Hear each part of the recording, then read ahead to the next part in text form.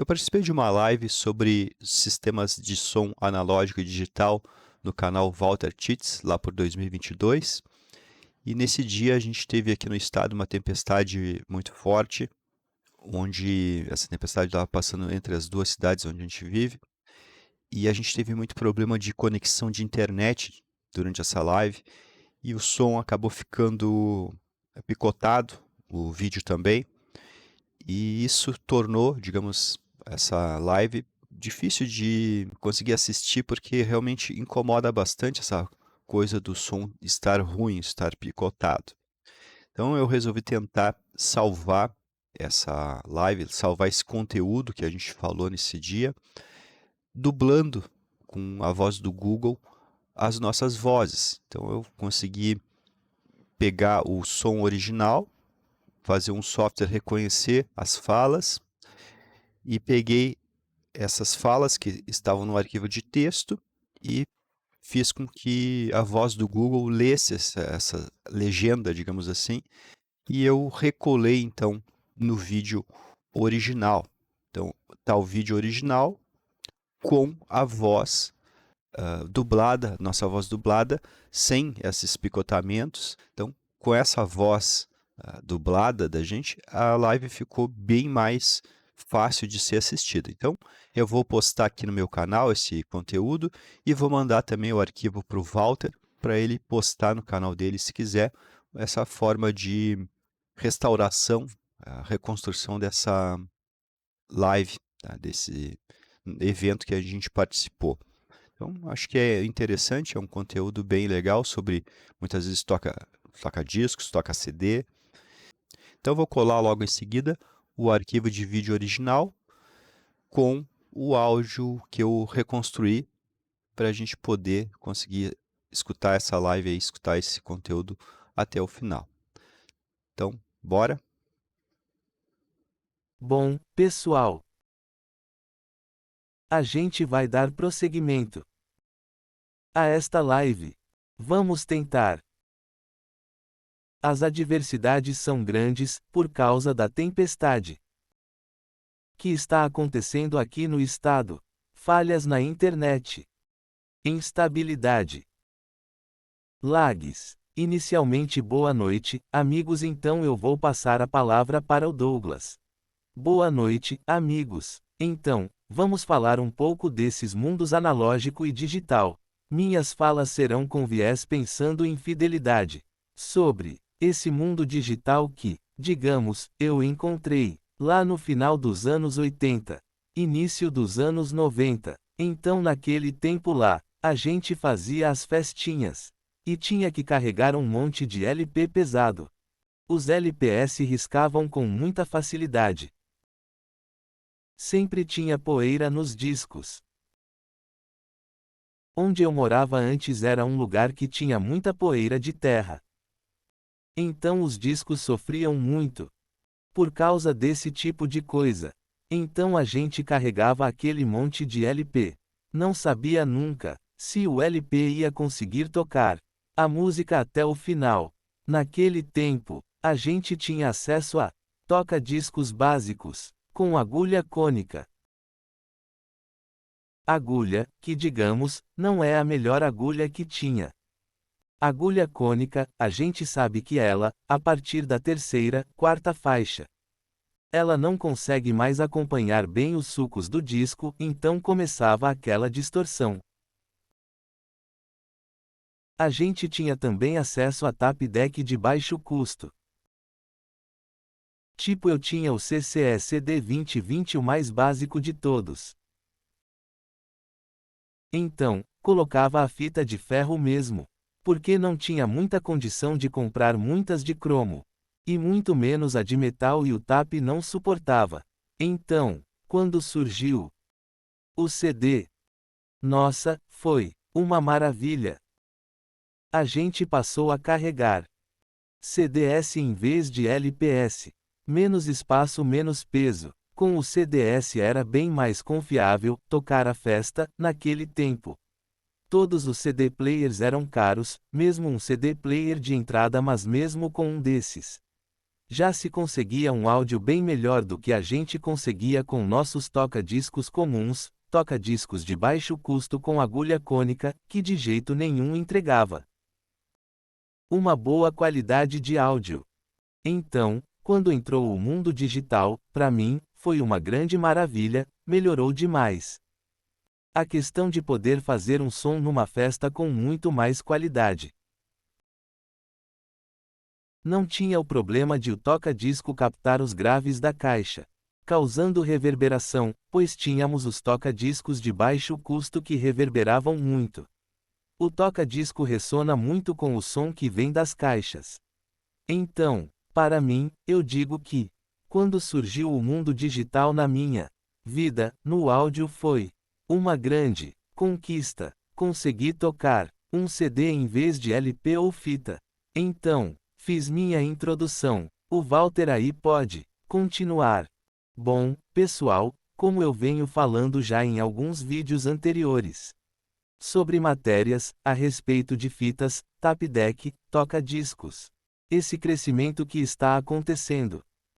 Também postei agora, faz pouco tempo, uma espécie de apelo de um camarada renomado, que trabalha com software para fazer músicas. Aquilo ali soou, pelo menos para mim, como um apelo de abraçar o CD. Obviamente, tendo em vista que o CD, a questão digital, como ela se apresentou aqui no Brasil, principalmente no final dos anos 80 e início dos anos 90. E que aí a indústria veio com tudo em cima e simplesmente taxou que o digital era a revolução. E o que tinha para baixo era arcaico, era velho, era retrógrado e fora outras situações. Bom, pessoal, eu vejo assim, e sempre vi. Desde a época em que veio, em que surgiu o toca-CD. Com uma certa, não digo desconfiança, mas, digamos, com uma expectativa diferente. Por quê? Porque logo que o CD começou a ser vendido, o aparelho ser comercializado oficialmente aqui no Brasil. Na época eu aproveitei e fiz um treinamento num local aqui em Porto Alegre. Com a apostila que eu tenho guardado até hoje, a respeito do toca-CD. E daí a gente analisando toda a situação. Dentre elas a questão de sample e hold, ou seja, amostragem e retenção. Bloco de memória, ruído de quantização e outras coisas, eu já ficava me perguntando se isso seria uma maneira perceptível ou não. E no decorrer, ou seja, cada vez que foi mais comercializado o disco, o aparelho, que daí aos poucos começou a aparecer opiniões que achavam o som do CD diferente numa questão de ambiência. De que tinha alguma coisa diferente para alguns. Até eu ouvi as pessoas dizendo: parece que está faltando alguma coisa. Eu comecei a notar que se era alguma coisa, digamos assim, psicológica, um condicionamento de análise ou não, aí não dá para dizer. Mas eu ouvi alguns relatos das pessoas notando essa diferença. E isso veio durante esses anos todos. E daí durante esses anos todos, o toca-CD, esse formato digital. Ele também mostrou algumas situações. Onde é que eu quero chegar? A unidade de ótica tem um prazo de validade também. Ou seja, chega num ponto em que a emissão do diodo laser começa a diminuir. Tem problemas mecânicos, também pode apresentar problemas de transmissão, enfim. A gente começa a analisar e vê que são formatos diferentes com os seus prós e contras. E eu acho que isso hoje é uma coisa presente, bem reforçada. Ou seja, hoje eu discuto muito mais, eu acredito que a discussão vale muito mais nas diferenças do que quem é melhor ou pior. Porque se a gente vai ouvir um monte de coisa que sai, é saudosismo, é novidade e tal, mas existe um apelo da questão do som analógico. Existe uma questão técnica, se a gente retroceder mais um pouco, e a gente pensar que tem muita gente que escuta som em equipamento valvulado. Aí a gente nota essa questão subjetiva entre medir e soar.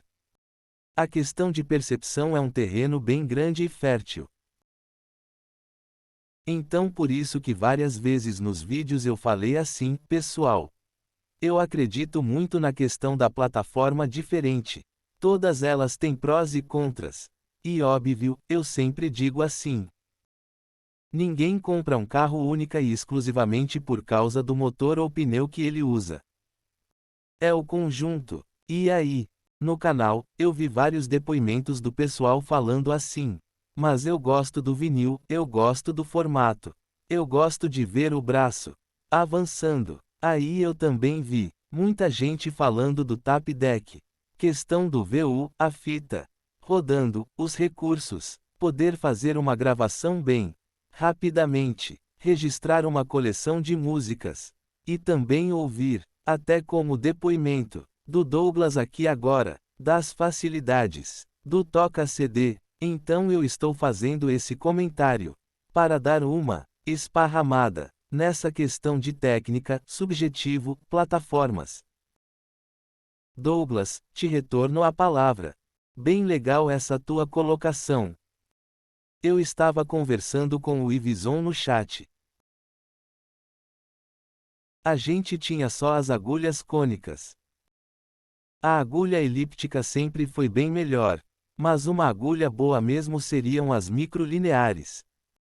Só que hoje em dia, você vai comprar uma agulha, uma cápsula microlinear, é muito caro. Então, um dos detalhes que eu tenho sempre em mente. O áudio analógico de alta qualidade, digamos, de alta fidelidade. Ele sempre foi muito caro. Tanto lá nos anos 70, 80, 90 e hoje em dia. Imagina o valor de uma agulha Shibata. Os topos de linha, as agulhas high-end, que chegavam lá a 45 kHz. As agulhas cônica e elíptica não vão tão longe.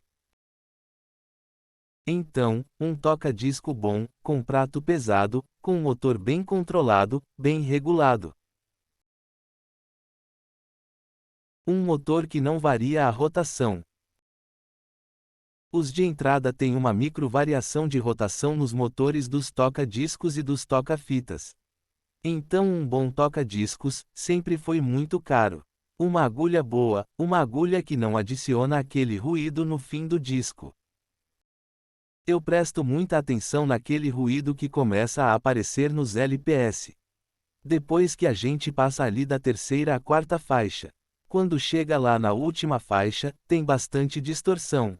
Então a agulha cônica é a que mais realça essa distorção, ela não se adapta bem ali nos sulcos. A elíptica já é um pouco melhor. Ela já consegue trabalhar bem ali nas faixas do interior do disco. Mas agulhas que realmente são boas naquela região, que são as microlineares, são muito caras. Então, um toca-fita de alta qualidade. Lá nos anos 70, nos anos 80, também era muito caro. A gente acabou tendo acesso a coisas mais baratas. Então, o que eu penso do analógico? Ele pode ser muito bom, muito bom. Mas tem que ser um investimento bem alto para a gente extrair do analógico o melhor. Então, no analógico, tudo tem que ser bom para a gente ter um resultado bom. E eu penso que o mundo digital, os sistemas de áudio digital, por exemplo, toca CD, toca DVD, esses players. Até o próprio computador com suas faixas digitais, a gente pode ter uma wave dentro do computador. Isso, digamos que popularizou a qualidade, a fidelidade, a resposta em frequência sem perdas. Se a gente for analisar uma curva de resposta de uma cápsula topo de linha, uma cápsula muito boa, a gente vai ver que não é uma coisa perfeitamente linear. A gente vai ver também um gráfico de resposta de frequência de um tap deck topo de linha, os melhores tap decks que saíram. A gente também vai perceber que não é uma coisa bem linear. E se a gente pegar um CD player, por exemplo, não precisa ser um CD player muito caro, pode ser um DVD player, por exemplo, Sony, são muito bons. Vão de menos de 20 Hz aos 20 kHz perfeitamente linear. Então, o formato digital acabou, digamos, democratizando a qualidade de áudio. A fidelidade no sentido de banda passante. Em analógico, para a gente ter uma banda passante bem boa, bem uniforme, tem que pagar muito caro. Ter isso em digital é bem mais barato, é bem mais popularizado essa qualidade. Passo a fala, Walter. Bom, é o que eu digo assim. Medida é uma coisa e percepção é outra. Por que que eu enfatizo isso? A válvula é um grande exemplo disso, pois não mede bem. Se a gente for ver o grande crescimento do mercado de amplificadores e pré-amplificadores valvulados no Brasil e no mundo. E o que dizer da válvula? A válvula aquece bastante, tem que ter vários cuidados na questão do uso, se desgastam, consomem muito. Tem que ter um pré-aquecimento. Tem que esperar esfriar para evitar que o bulbo trinque. E a gente vê cada vez uma legião maior adquirindo equipamentos valvulados. Então, uma válvula é uma coisa assim que, se a gente for levar ela pelas medidas, de repente a gente escuta, mas como é que pode? Mas aí, na questão do ouvir, ou seja, como ela soa, ela agrada. Então, mais uma vez eu entro nessa situação assim, da teoria e da prática, e eu acho que isso aí foi o que aconteceu nessa situação de analógico e digital. Eu acharia bastante interessante. E é por isso que eu gosto muito do teste cego.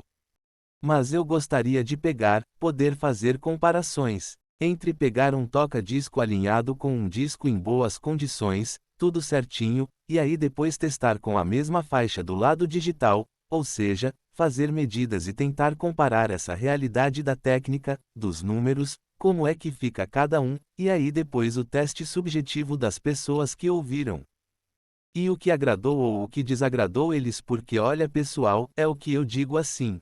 Eu, na época em que eu trabalhei lá na área de projetos de alto-falantes, a gente fazia muito teste e vários testes subjetivos e testes cegos. Por quê?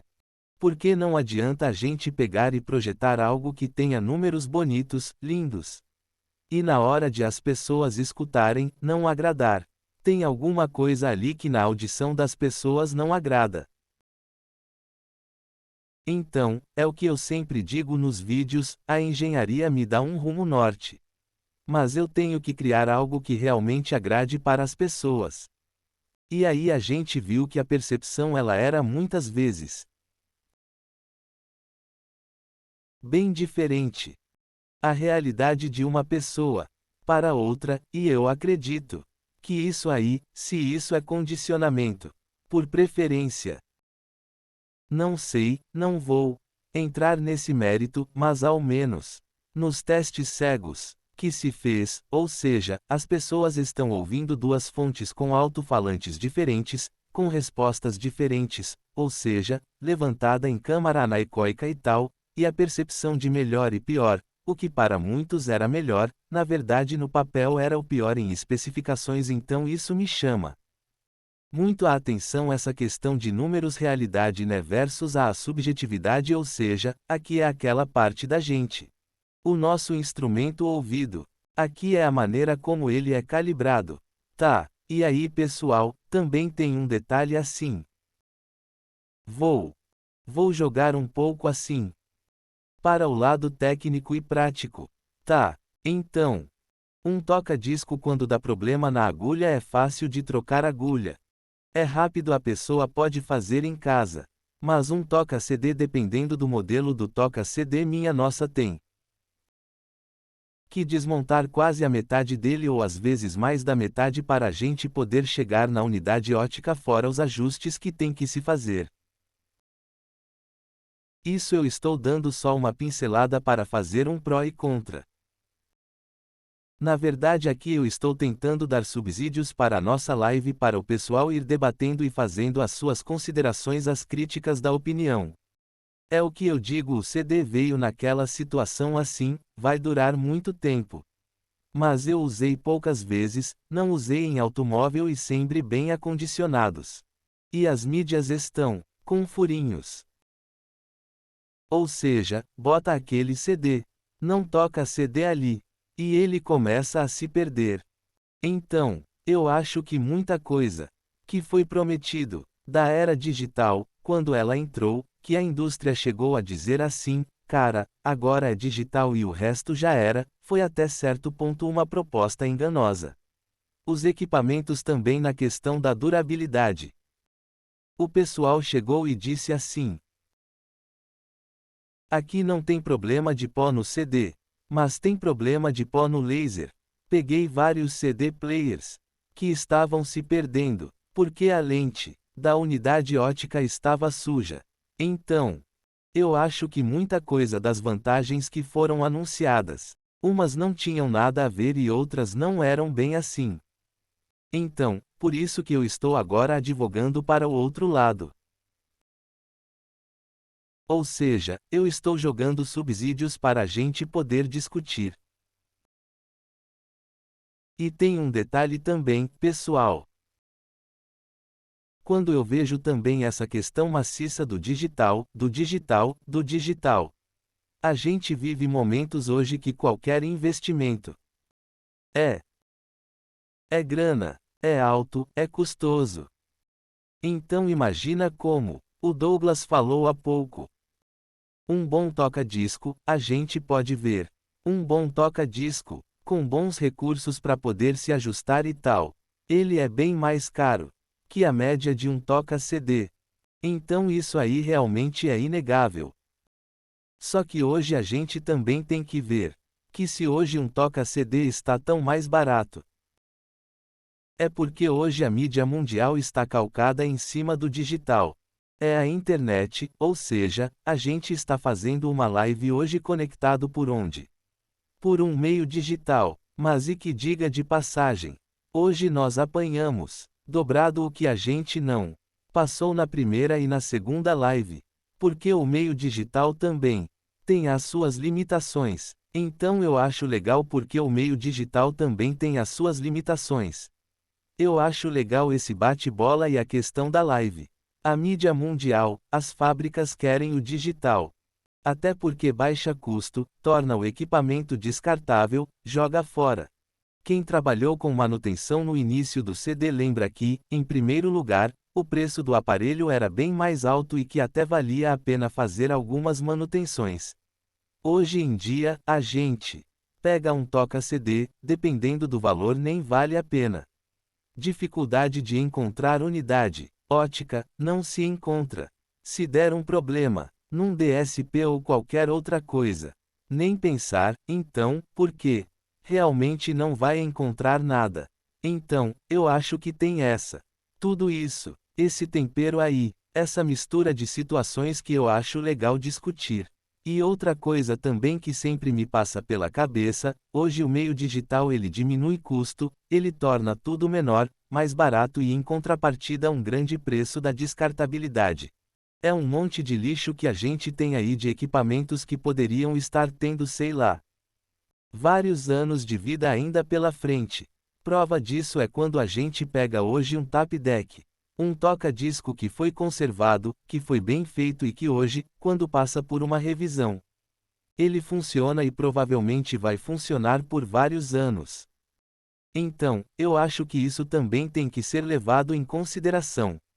E uma pergunta que me vem sempre na cabeça é que se não fosse essa política mundial do custo baixo que a globalização impele, será que de repente não teria sido criado um novo formato analógico? Um formato analógico mais evoluído, que tivesse melhores condições do que o formato do vinil, que se tem hoje, da fita, até na época lá A Philips estava desenvolvendo o cassete digital para trabalhar com sinal digital, variações. Mas que de repente, por situações mercadológicas não interessantes, terminou parando. Eu fico me perguntando, será que não teria aparecido alguma coisa diferente aí? Esses dias eu fiz um vídeo que estão prometendo. Eu agora não vou lembrar o nome do camarada, que ele disse que vai revolucionar o áudio analógico com um disco que tem poucas informações. Parece que é uma mídia de alumínio com uma resina, um verniz e tal, e ele está dizendo que vai ser o suprassumo do áudio, não vai ter para ninguém. Bom, esperamos, né? Vamos ter que aguardar, mas enfim, são situações. Douglas, a gente vai pensar as primeiras câmeras digitais que saíram, baixa resolução, alguns megapixels, então aquelas fotos ficavam ruins. Hoje em dia uma câmera chega a 50 megapixels e já é suficiente para o nosso sentido. A gente vê uma foto tirada por uma câmera de 50 megapixels e está muito bom. O CD chega a um ponto que já satisfaz. O CD com seus 16 bits, ele já dá uma faixa dinâmica de 95 decibéis. Muito maior que do LP e da fita. Então, ali no CD chegou um ponto que já satisfez.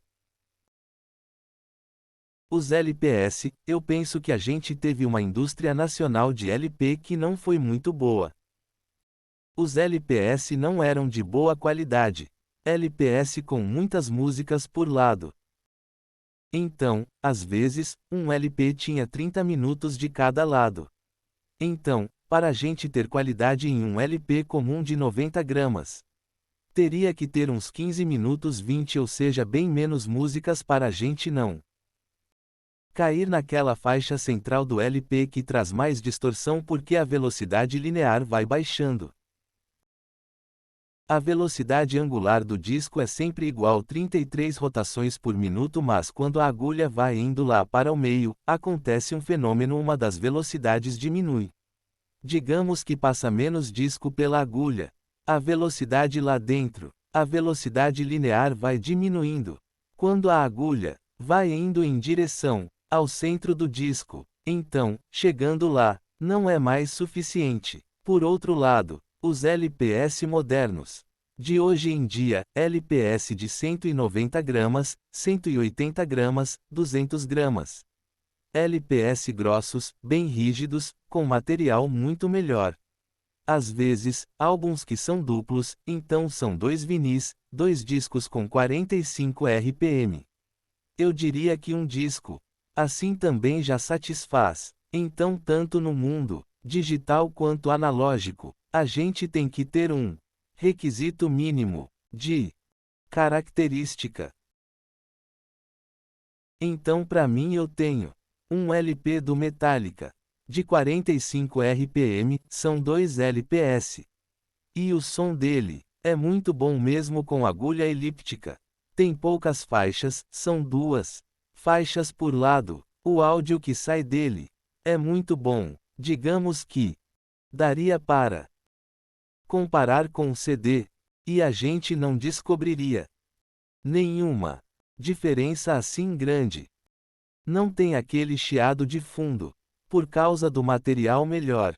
Tem os agudos bons. Penso que tanto no digital quanto no analógico chegam a um ponto que satisfaz.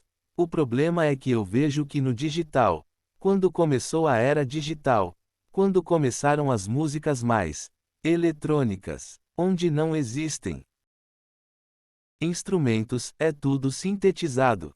Por exemplo, sei lá, vou citar aqui o Modern Talking. As músicas são basicamente sintetizadas. Então, neste momento, a ideia de alta fidelidade se perde. Não tem como comparar aquele sintetizador que está tocando lá na música com um instrumento de verdade. Então as coisas, eu acho que começaram a se perder. No sentido da ideia de fidelidade depois do início das músicas eletrônicas. Os produtores começaram a comprimir demais, diminuir demais a faixa dinâmica na produção de álbuns, para CD, porque a produção de LPS tinha parado, então ficou somente a produção de CDS. Então as pessoas acabam confundindo o fato. O CD, mídia CD, ter um som diferente da mídia disco. Então as pessoas comparam, por exemplo, o LP do Pink Floyd de 1973 com o remaster em CD 2016 do mesmo disco. Então, se a gente for ver a faixa dinâmica que está no LP do Pink Floyd de 1973, ela é imensa. E se a gente for ver no CD de 2016 desse mesmo álbum do Pink Floyd, vai medir a faixa dinâmica do CD. Ela está muito mais compactada. As pessoas acabam achando que isso é um problema da mídia CD.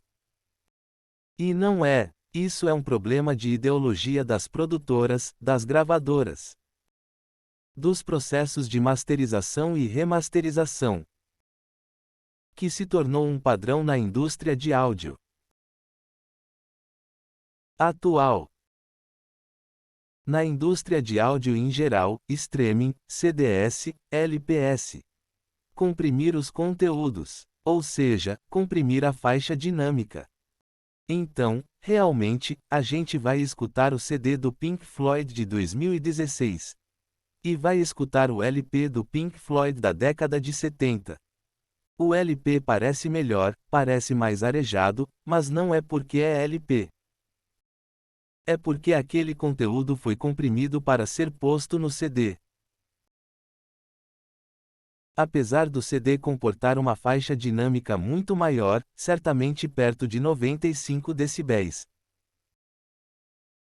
As produtoras, os remasterizadores, os engenheiros de áudio que fazem essa transferência do que estava lá nas fitas, nas masters, para os formatos digitais.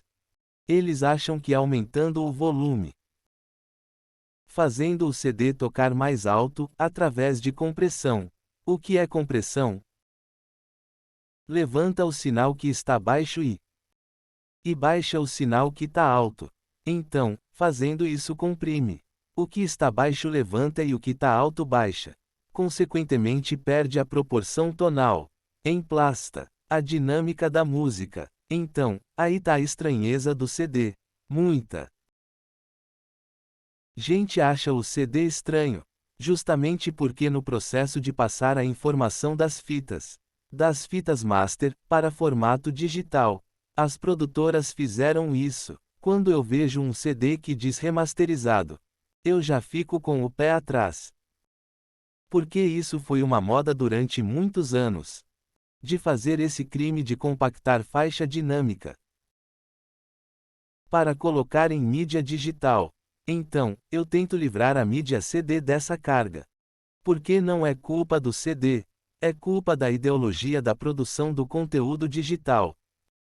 Então, quando passa para digital, o pessoal já aproveita e mete compressor, comprime tudo. A gente tem que estar sempre atento a essa coisa da faixa dinâmica. Tem muito material sobre isso. Na internet, se chama Loudness War, a guerra do volume. Então as produtoras acham que se fizerem o CD da banda tocar mais alto do que da outra, esse CD vai vender mais. E o que eles estão fazendo é um crime de acabar com a faixa dinâmica, ou seja, tira toda a naturalidade dos instrumentos. Fica um negócio emplastado, não fica bom de escutar. Fica parecendo um ruído rosa até.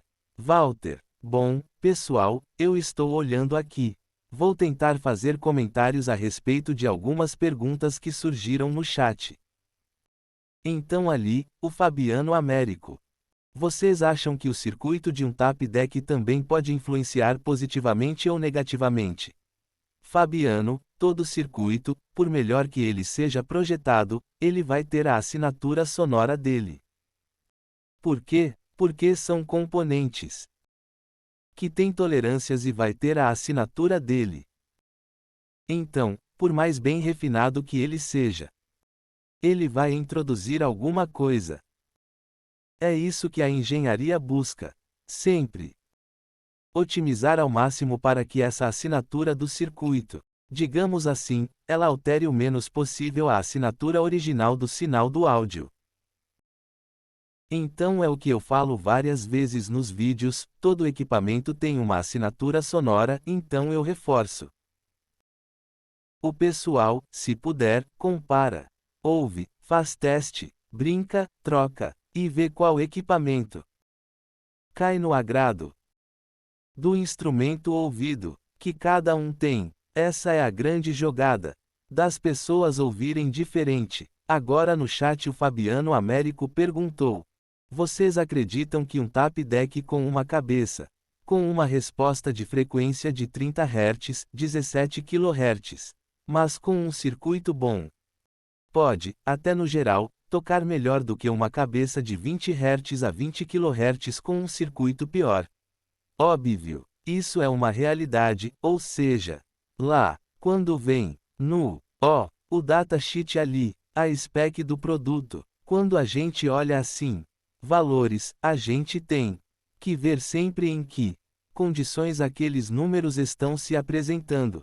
Porque não adianta eu dizer assim, que a minha caixa responde de 20 Hz a 20 kHz. Mais ou menos 30 decibéis, aí ferrou, cara, porque isso quer dizer que, de repente, numa ponta, no miolo ou na outra, eu tenho uma diferença violenta, radical. Ou seja, está tocando um grave lá de 20 Hz, mas eu tenho que botar, sei lá, 300 watts para ouvir alguma coisa na caixa. Então, isso aí tem que cuidar muito. E aí, onde entra essa situação? Óbvio. Talvez um equipamento que tenha uma resposta identificada, verdadeira. Ou seja, realmente o fabricante botou a resposta real que tem.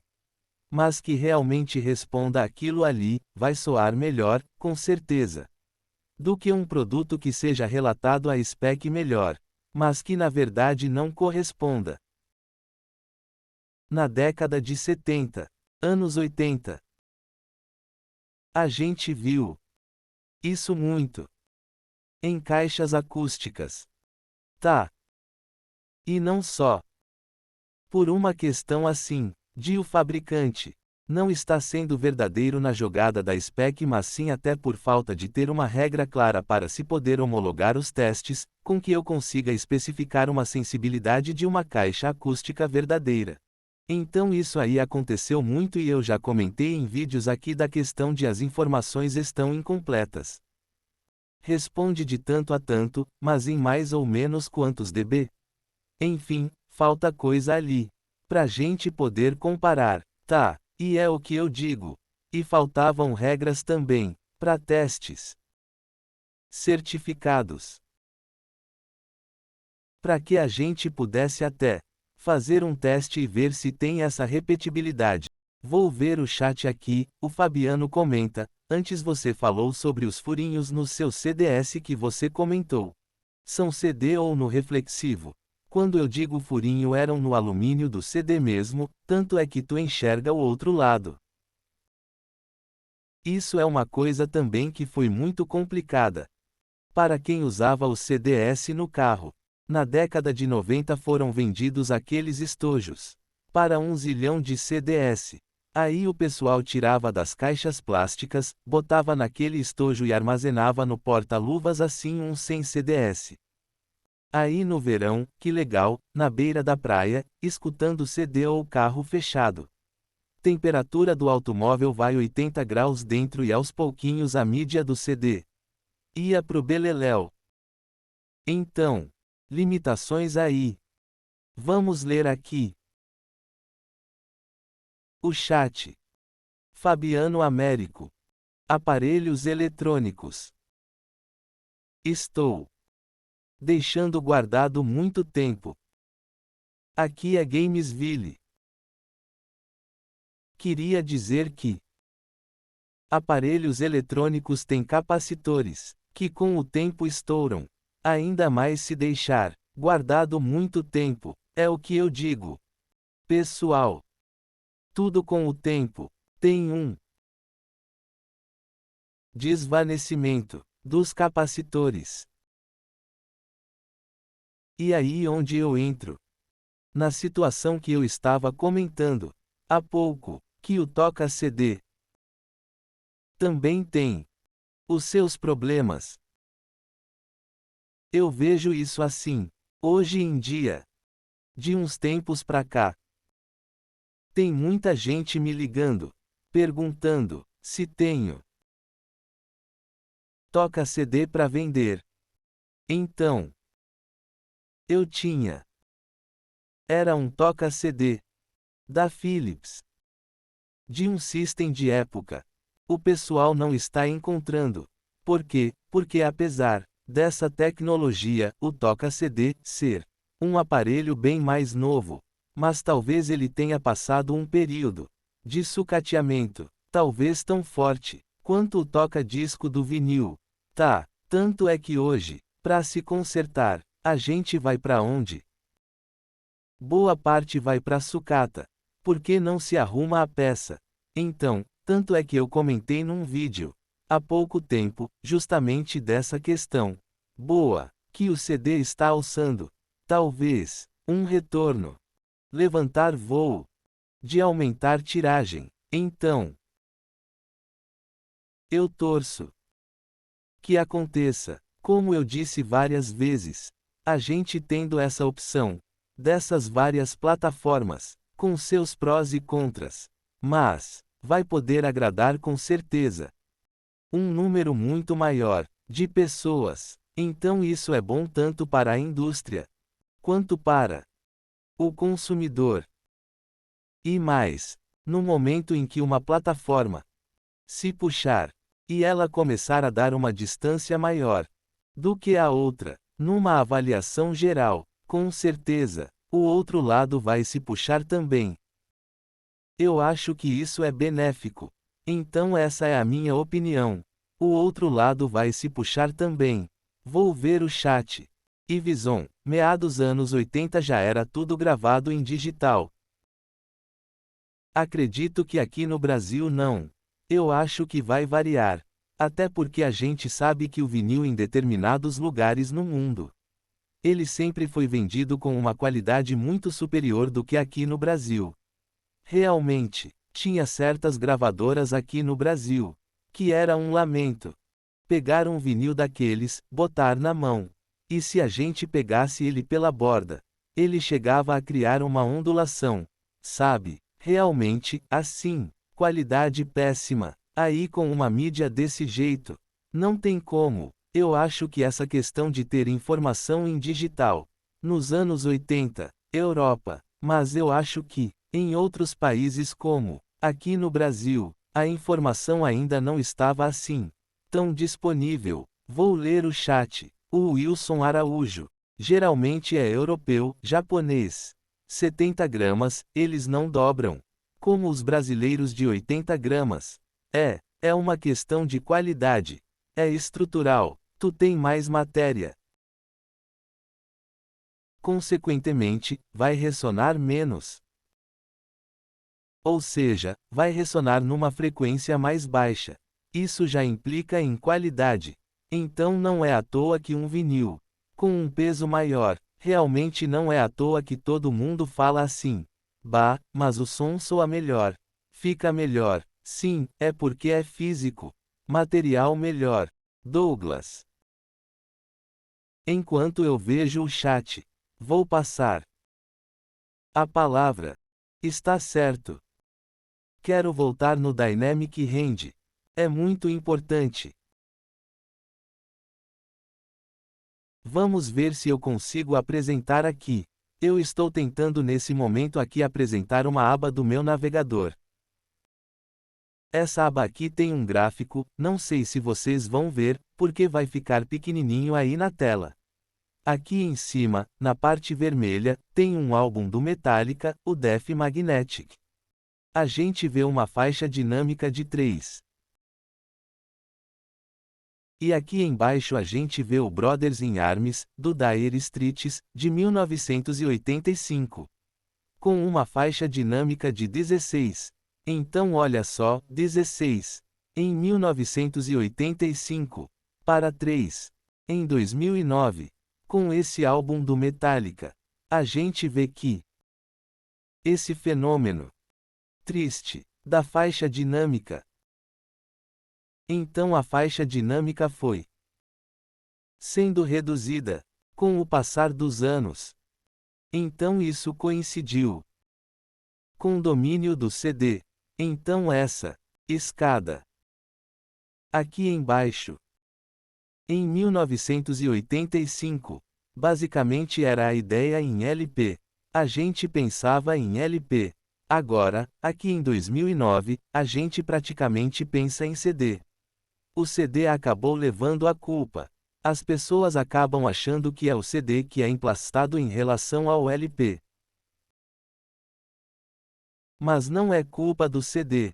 Se a gente comprar esse álbum aqui do Metallica, tanto faz a gente comprar em CD, em DVD, Blu-ray ou LP de 180 gramas, 45 RPM, digamos, a melhor tiragem desse álbum aqui. Ele vai ter uma faixa dinâmica reduzida de 3. Porque a ideologia na hora de fazer esse álbum aqui foi essa. Foi de comprimir a faixa dinâmica e fazer o álbum tocar alto. Então, eu tento livrar essa culpa do CD e formatos digitais. Eu tenho até uma playlist que está meio parada, onde eu coloco o CDS no computador.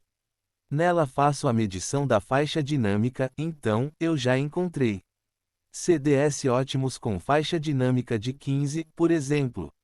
Geralmente são músicas mais nobres. São músicas que não são músicas para massa, então são músicas pensadas. São álbuns pensados para eles terem fidelidade. Eles terem, digamos assim, a faixa dinâmica dos instrumentos preservada. Então, a gente tem que sempre levar isso em consideração na hora de comparar CD com LP. Tanto o CD quanto o LP podem ter suas faixas dinâmicas comprimidas e isso não depende exatamente da mídia. A gente pode ter uma boa faixa dinâmica no LP, uma boa faixa dinâmica no CD. Mas o produtor tem que querer isso. O CD é melhor porque ele acomoda uma faixa dinâmica maior. Ele pode acomodar, da mesma forma que a gente evoluiu no CD em relação ao disco. O disco acomoda uma faixa dinâmica menor, porém, a produção dos álbuns deixou de aproveitar essa característica do CD. Em vez de eles aproveitarem a faixa dinâmica, eles fizeram o contrário, eles reduziram a faixa dinâmica do conteúdo. Eu sempre tento mostrar isso para as pessoas, para que não condenem a mídia em si. O grande culpado de grande parte das gravações de CD modernas depois dos anos 90. O grande culpado de não ter naturalidade em algum CDS são as produtoras. É o conceito da época que fez essas pessoas comprimirem o áudio que é gravado no CDS.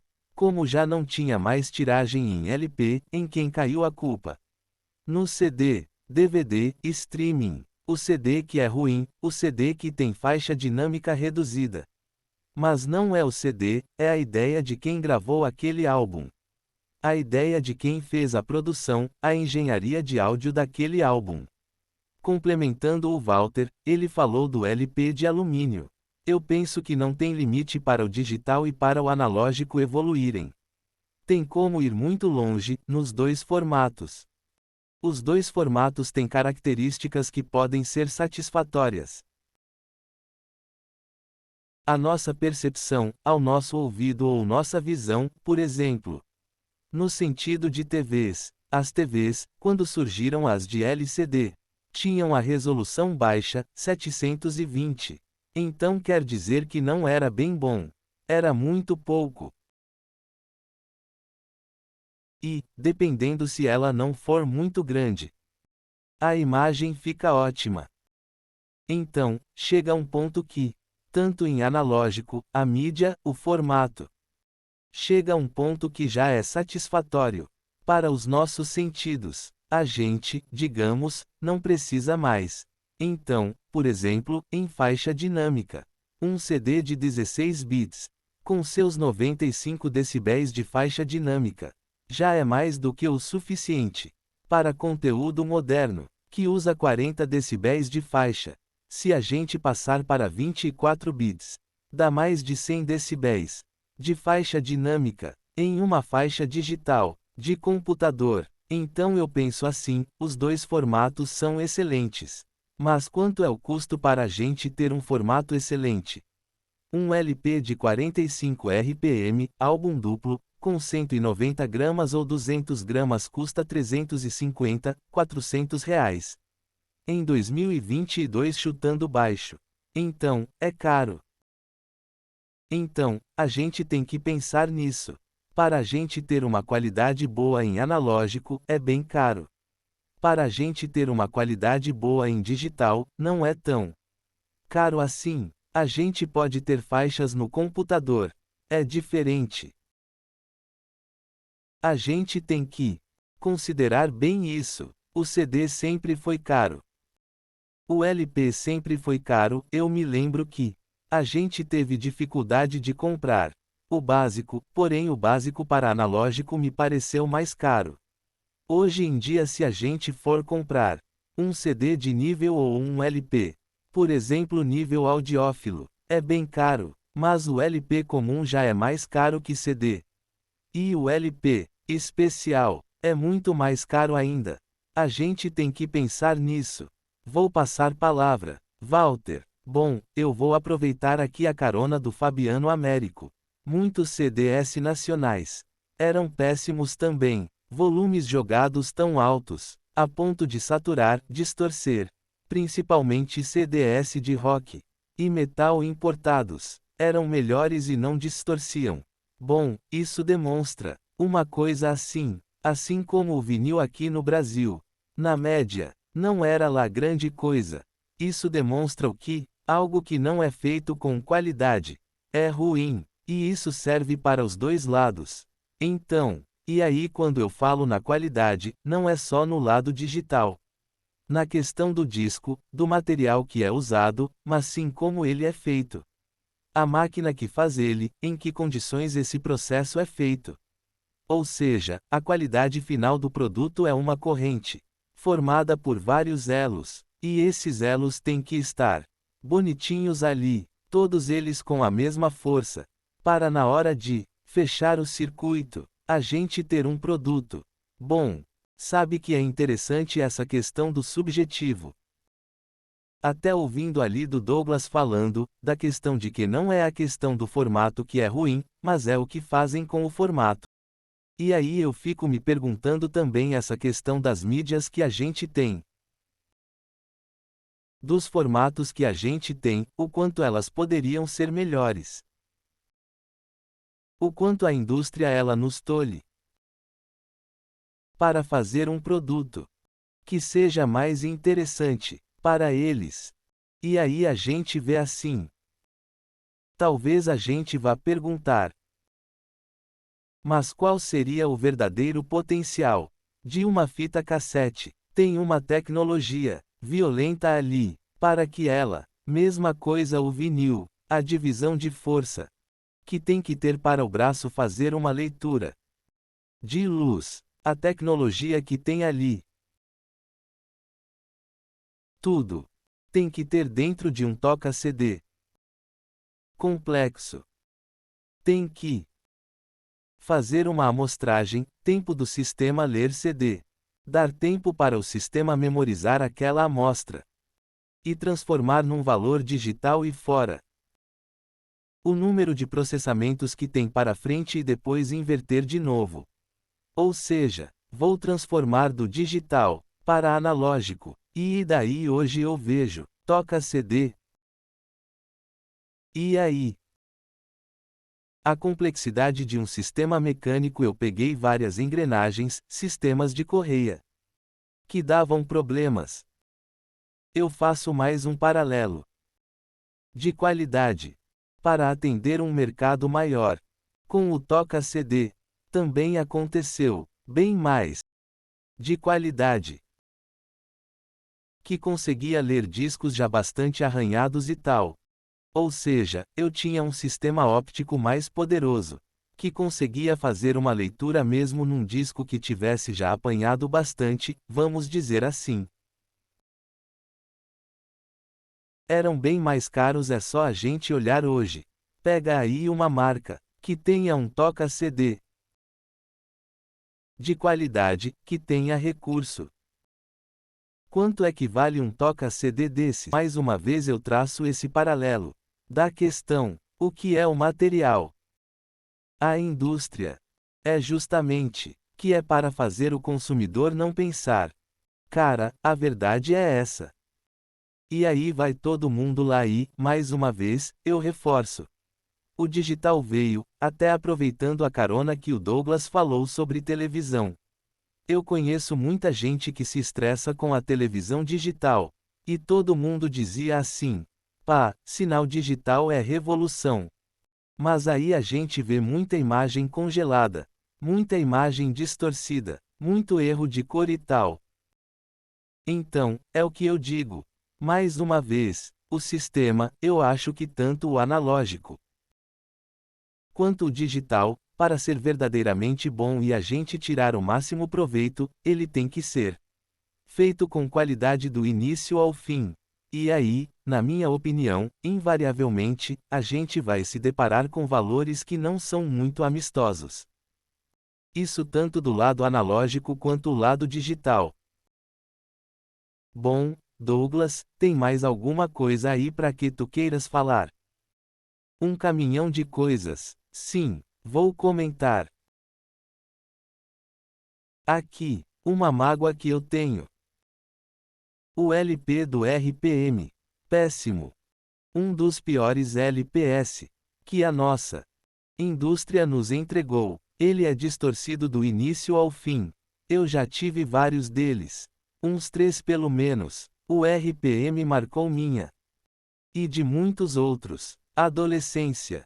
Então, a gente era louco pra escutar as músicas do RPM e ter o disco e coisas tal. Então realmente foi um fenômeno musical. Até vou comentar que aqui no Brasil, eu só lembro de uma música instrumental que fez sucesso, Naja do RPM. Não lembro de outra música instrumental ter feito sucesso. No Brasil, a gente não tem cultura de escutar música instrumental.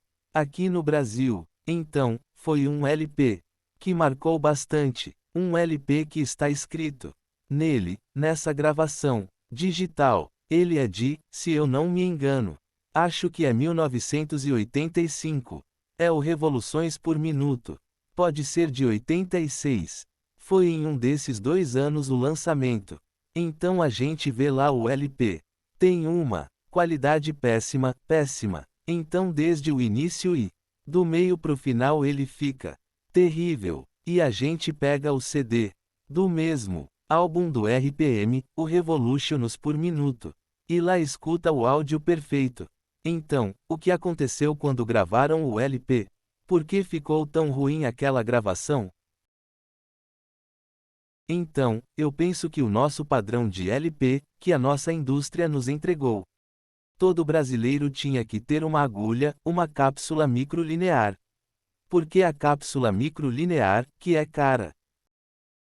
A agulha microlinear é a agulha que consegue tocar discos ruins. Porém, desgraça não é pouco. A gente recebeu o LP com aquela qualidade péssima e ainda toca ele com agulha cônica. Acaba que não tem como escutar porque fica muito ruim se a gente bota ali uma agulha cônica. Elíptica, dá uma melhoradinha. Até a metade do disco, fica mais razoável. Então, eu gostaria de ter uma cápsula microlinear. Eu tenho um monte de LP aqui. Tenho 2 baús de LP. Eu diria que 90% deles têm a qualidade deplorável. Isso que eu lavo eles, eu mantenho.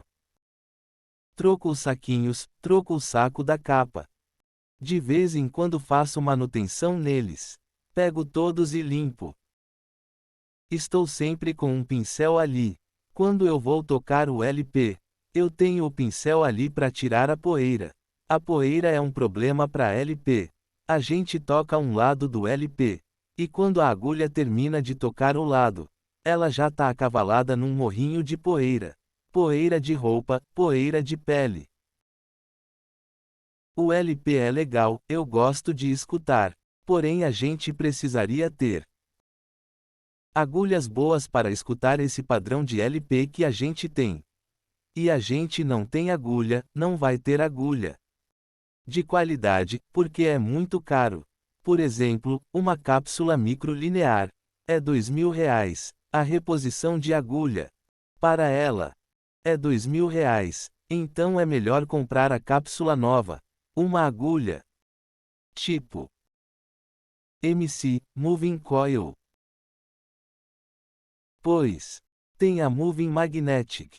As Moving Coils são mais caras. Foram as tipo MC que vieram no RP2, o toca-disco da Gradiente, aquele top de linha. Ela, quando tem que trocar a agulha, tem que trocar a cápsula também. Então, as agulhas boas, a gente não teve e nem tem acesso fácil. Então, isso é uma coisa que complica. O fato de aproveitar os LPS que a gente tem. Os LPS antigos. Claro, se compramos um LP moderno, com 180 gramas, 45 RPM. Fica fantástico, até com agulha cônica. Mas, tocar os LPS antigos que a gente tem na coleção, com agulha cônica, o elíptica não fica bom. Fica sempre aquela distorção nas faixas finais. Então, é um problema, percebo neles aquela distorção nas faixas finais. Por isso, eu tenho mais CDS do que LPS. Eu escuto mais formato em CD do que em LP. Eu tenho CDS muito bons, com boa faixa dinâmica. Então, isso já me satisfaz bastante. Tem uma diferença, que às vezes eu tento enfatizar, pois tem o CD, o LP, que ele foi feito com músicas que têm instrumentos. Os instrumentos são de verdade. O violão, o contrabaixo, são instrumentos de verdade. Então, são LPS que a gente gostaria de ter fidelidade para tocar eles. Eu quero que aquele violão toque como um violão.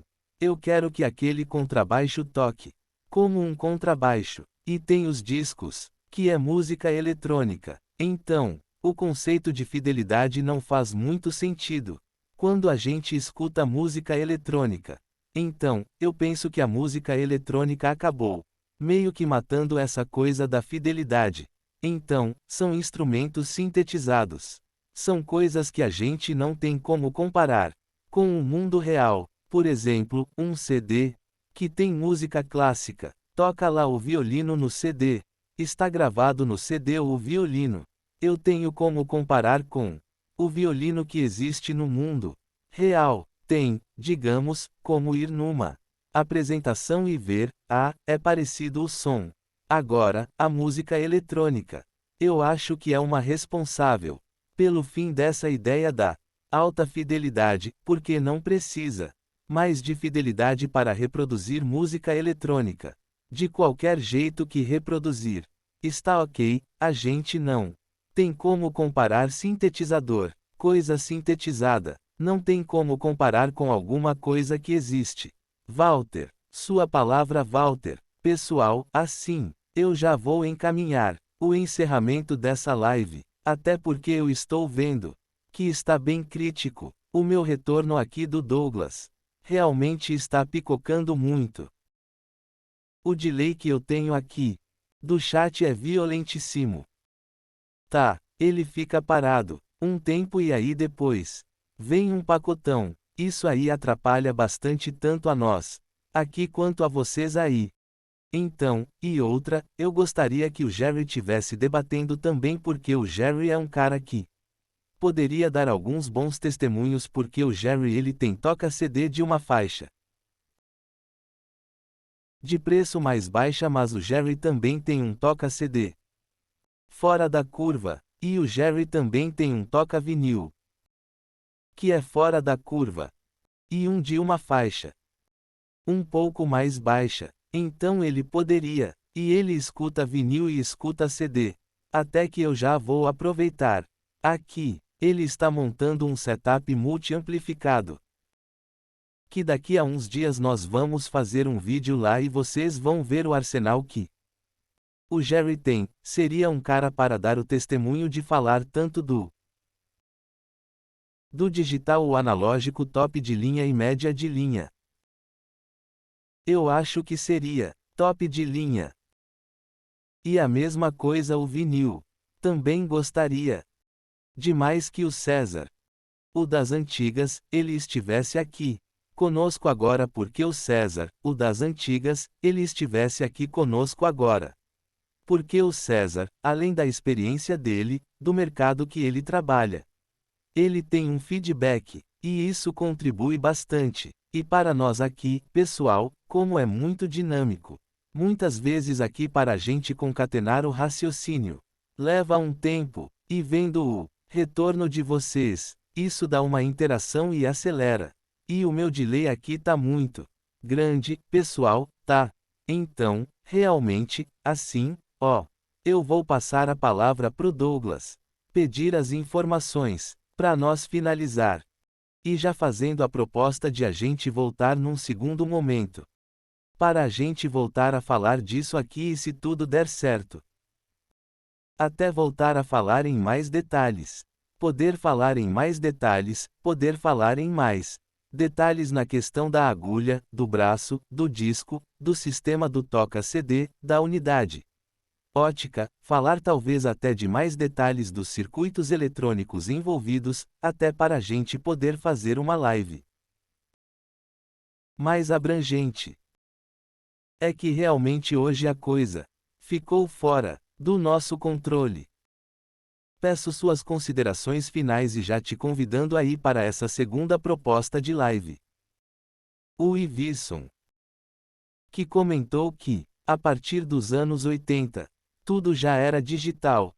As gravações já são digitais. Então, a gente teve gravações analógicas. Até uma certa época da história. Em fita magnética. Os Reel-to-Reel. Profissionais de estúdio. E os formatos mais largos de fita. Mais velocidade, que iam a 25 kHz. Até uma certa idade da história, sei lá se foi anos 80, 85. Talvez 90 é difícil estimar. Até alguma época, existiam gravações analógicas. Hoje em dia, a partir de 1990, provavelmente, não existiam mais gravações analógicas. Tudo passa pelo digital, é muito mais fácil. Então, a gente não pode se iludir muito, achando que vai ter um sistema totalmente analógico desde a gravação, entrando em mesas analógicas, passando por todos os circuitos analógicos, chegando na fita analógica e depois indo para um LP analógico. Isso não existe mais. Pelo que eu sei, tem um estúdio aqui no Brasil, que até está sendo meio que pioneira no mundo. É o do Liciel. Até depois a gente pode deixar um link para o canal dele. O Liciel tem um estúdio analógico. Ele está, digamos, nessa empreitada de restaurar muitos tapes de rolo analógico lá dos anos 80, 90. Ele tem uns tapes lá de muitos canais que ele USA. Então ele consegue fazer gravações totalmente analógicas. A banda vai lá no estúdio dele e toca. E é aquilo. Gravou. Ou seja, do jeito hardcore de fazer as coisas. Sem software para melhorar a voz. Sem software para corrigir erro na guitarra. Sem software para corrigir nada de problemas na gravação. Sem corrigir nada. Então. Mas é um estúdio só. Pequeno. Único. Faz gravações que não digamos, não estão aí, disponíveis para todos. Quer dizer, a mídia que ele gera lá, a fita master que ele gera lá, não acaba virando um LP que a gente pode comprar. Então a gente não vai comprar esse LP puramente analógico. São bandas pequenas que gravam lá com ele entrega a fita analógica para a banda. Essa fita não vai virar um LP no Brasil tão rápido, tão cedo no Brasil. Então talvez o estúdio dele tenha que fazer muito sucesso para começar a lançar, digamos LPS, ou cassetes, sei lá, nesse formato totalmente analógico. Então, a gente tem que levar isso em consideração, que a gente não vai se livrar do digital tão facilmente. Não adianta a gente pôr ali um LP no toca-disco e achar que está escutando uma coisa puramente analógica. Aquilo certamente passou por processos digitais. Foi digitalizado e foi transformado novamente em analógico. Para gravar o LP ou a fita cassete, a gente sabe que tem alguma produção de fita cassete nova que está saindo.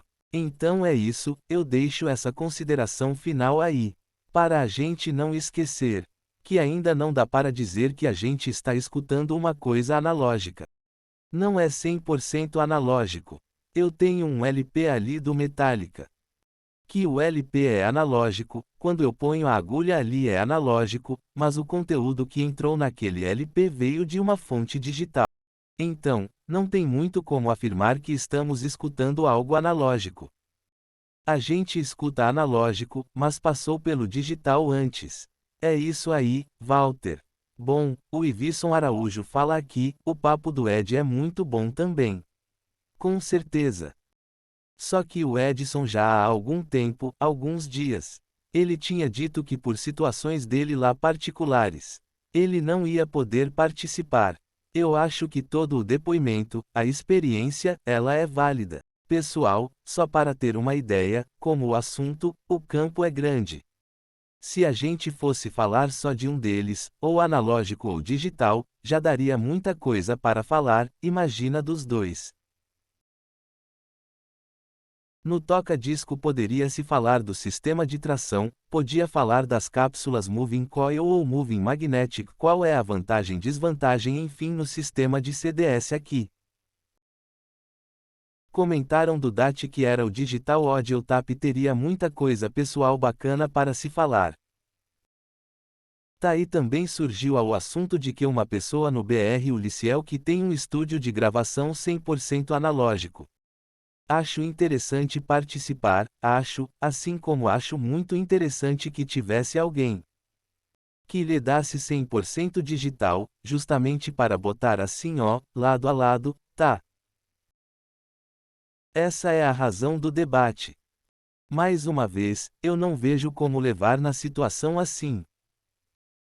Mas isso aqui é melhor e tem que cravar uma bandeira.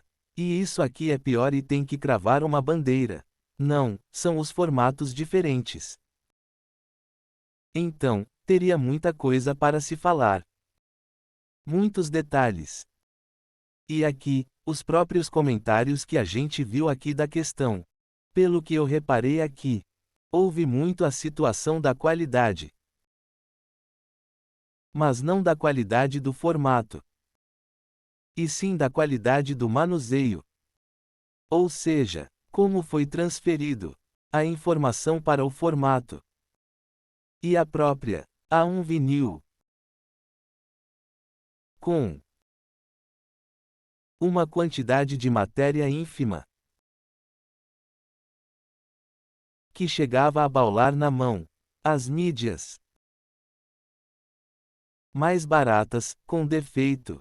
Enfim, mais uma vez eu vejo que todos os formatos têm potencial. E muita coisa para se falar. Bom, pessoal, tem potencial e muita coisa para se falar. Bom, pessoal, quero agradecer demais a participação do Douglas, mais uma vez. Com a disponibilidade dele, com o conhecimento dele, com as exposições que ele faz. Quero agradecer ao meu genro, o Pablo, que hoje aqui Realmente ele não se virou nos 30. Ele se virou no 1 milhão ali. Para poder, antes da live. Durante a live, manter as coisas de um nível razoável, que a gente pudesse se comunicar. Pablo, grato mais uma vez. Espero poder contar contigo para a próxima. De repente o Pablo não vai querer mais fazer. Pessoal, quero agradecer imensamente o pessoal que durante a semana postou comentários no canal a respeito da live. Vou ratificar o convite que eu há pouco fiz para o Douglas. Vou ratificar o convite para o Edson, para o Jerry, para o César das antigas. Pessoal, e se tiver alguém do digital ou do analógico, e achar interessante participar e prestigiar a live. Pessoal, é legal, a gente só tem que ter um tempo hábil antes justamente para fazer essas conexões que a gente depende da tecnologia e não está tudo ao nosso alcance. Então, pessoal, encerrando a live, mais uma vez, grato a todos, um excelente final de semana e até a próxima live.